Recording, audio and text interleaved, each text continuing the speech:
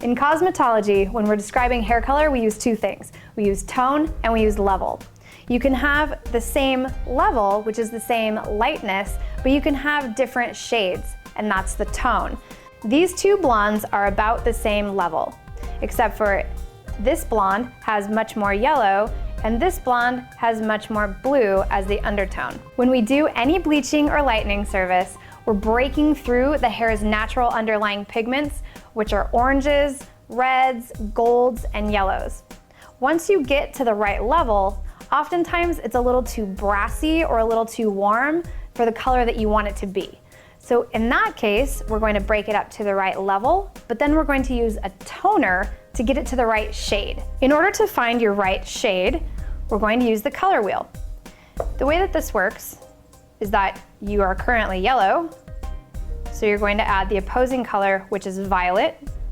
If you add just enough violet, you'll end up with a neutral shade. If you add a little bit too much purple, it'll pull it into a purple range, and if you don't add enough, you'll still keep it yellow. So you want to find that sweet spot that's right in here. So the way that you're going to know is you're going to take this level of purple and you're going to add it to the hair. There are a variety of toners that are already pre-mixed and on the market for you. This is a toner by Special Effects. This is not a permanent color, which means that the molecules don't swell. This is just a temporary stain. There are also permanent hair colors that come in toners. This is the Paul Mitchell Ultra Platinum Toner. And all these is a purple hair color that's been mixed down so much that it's just a tiniest amount of purple to the tiniest amount of yellow that you have so that you neutralize that color. We've chosen to use the Paul Mitchell Ultra Toner for Platinum Blonde. We're just going to put equal parts of the color and equal parts of the developer. Since this is a deposit only application, we are using a low volume developer. So you can either use a 5 or a 10. A 20 will give you a little bit more lift than you need, so I wouldn't go above a 10.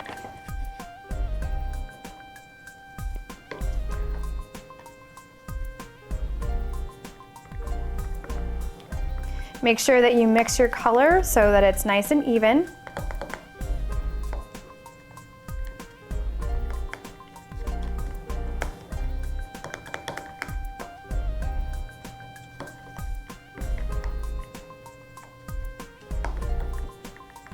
Once you have that mixed, then you're going to go ahead and apply it just like you would any other hair color.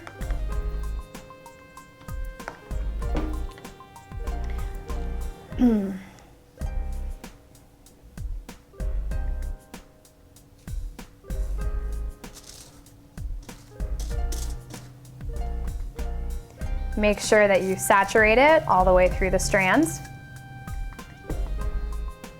If you are using a full strength creative color, you can mix it down, but make sure to mix it with something that the line recommends. Some of the temporary colors you can mix down with shampoo or conditioner, and others actually carry a clear for the purpose of using them for pastels or toning.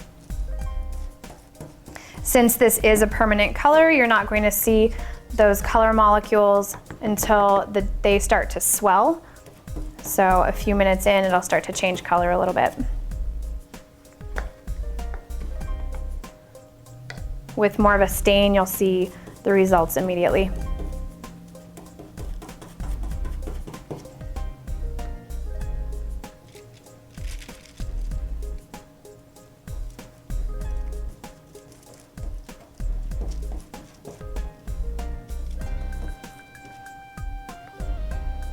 Once we get it coated, we're just going to let it process,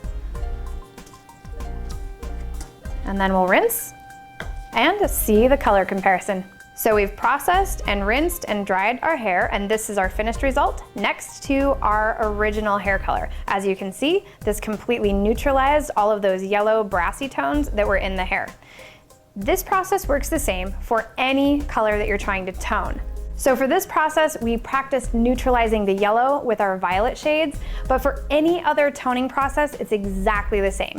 If you're trying to neutralize your orange, you're going to go exactly opposite on the color wheel, pick up a really, really light amount of blue and draw it right back in there. Now again, anytime you overcompensate, you're gonna end up on one side of the color wheel or another.